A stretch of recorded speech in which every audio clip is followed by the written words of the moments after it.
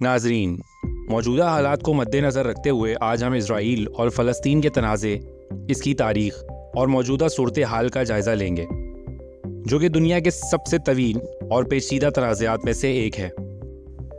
اس تنازع کی اصل وجوہات 19ویں صدی کے آخر میں ملتی ہیں، جب زائونسٹ تحریک یورپ میں بڑھنے لگی، جو کہ فلسطین میں یہودیوں کے لیے ایک علیحدہ ملک کا مطالبہ کر رہے تھے۔ فلسطین اس وقت آٹومن امپائر کا ایک حصہ تھا، اور زائونسٹ کی اس تحریک کو برطانیہ کی سپورٹ حاصل تھی، جس نے 1917 میں بیلفور ڈیکریشن جاری کیا، جس میں فلسطین کی سرزمین میں یہودی ریاست کو بنانے کے لیے سہولت فراہم کرنا تھا۔ دوسری جنگ عظیم کے بعد لیگ آف نیشنز کے مینڈیٹ کے مطابق فلسطین کا کنٹرول برطانیہ نے سنبھال لیا۔ اس دوران فلسطین میں یہودیوں کی ہجرت بڑھ گئی، جبکہ مقامی عرب آبادی نے اس زائونسٹ ملک کی کھل کر مذمت کی۔ برطانیہ نے اس مسئلے کو حل کرنے کے لیے کوشش کی، مگر کسی نتیجے پر نہ پہنچ سکا۔ 1947 میں اس مسئلے کو یونائٹڈ نیشنز کے حوالے کر دیا گیا، جس نے فلسطین کو 2 ریاستوں میں تقسیم کرنے کا پلان دیا۔ معلوماتی سفر میں خوش آمدید۔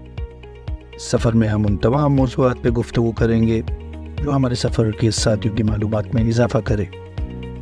اگر آپ معلومات کے سفر میں ہمارے ساتھ دینا چاہتے ہیں تو ہمارے چینل کو سبسکرائب کریں اور ہماری ویڈیو کو لائک کریں۔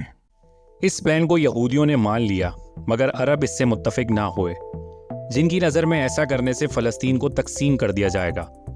یہ پلان کبھی بھی کامیاب نہ ہو سکا، اور دونوں اطراف کے درمیان 1948 میں جنگ کا آغاز ہو گیا، جب اسرائیل نے اپنی آزادی کا اعلان کیا۔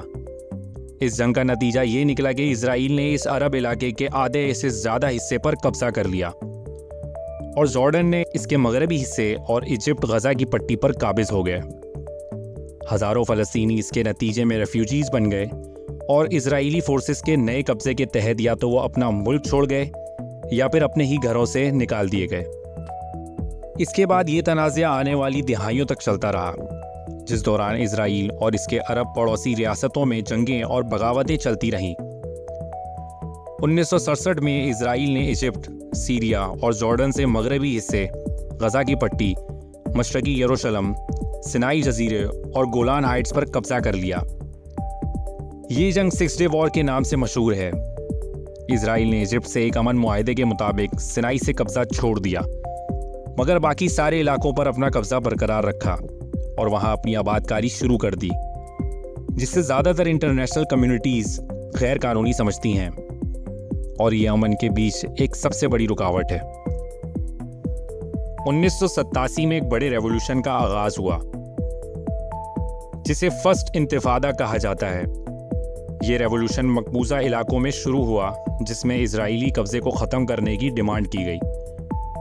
یہ تحریک 1993 تک چلی، جب اسرائیل اور فلسطین لبریشن آرگنائزیشن نے اوسلو ایکارڈز پر دستخط کیے۔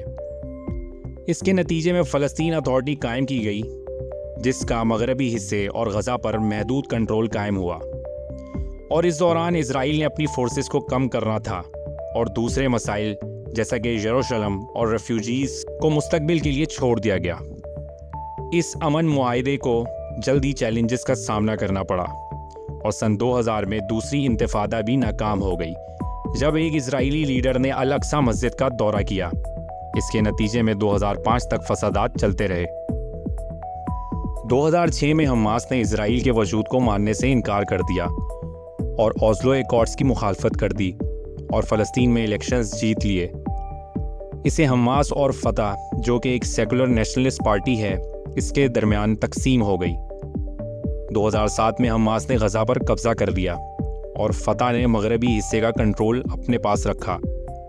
اس کے بعد سے اسرائیل نے غزہ میں بہت سے ملٹری آپریشنز لانچ کیے اور اس پر بلاکیڈ نافذ کر دی۔ اس تنازع میں ریجنل اور انٹرنیشنل ایکٹرز نے بھی اپنا کردار ادا کیا ہے، اور ان دونوں میں سے کسی ایک سائڈ کی سفارتکاری، ویپنز یا پھر مالی امداد سے اپنی مدد فراہم کی۔ 2023 کے اکتوبر میں اسرائیل اور حماس کے درمیان تشدد میں اضافہ بڑھ گیا، جب حماس نے اسرائیل کے جنوبی حصوں میں اپنے راکٹ سے حملہ کیا، جس کا اسرائیل نے غزہ پر بامز اور ایئر سٹرائکس کر جواب دیا ہے۔ اس کے نتیجے میں دونوں اطراف ہزاروں ہلاکتیں ہوئی ہیں، اور دونوں سائڈ سے سیز فائر سے انکار کر دیا ہے۔ یہ تنازع جلد حل ہوتے ہوئے نظر نہیں آ رہا۔ ایک سب سے بڑا سوال جو کہ ان دونوں سائٹس کو تقسیم کرتا ہے وہ یروشلم پر اختیار کا ہے۔ جب تک اس سوال کا جواب معلوم نہیں کیا جاتا تب تک فلسطین اور اسرائیل کے درمیان امن بحال ہونا مشکل نظر آتا ہے۔ اگر آپ کو یہ ویڈیو پسند آئے تو اسے لائک کریں اور چینل کو سبسکرائب کریں۔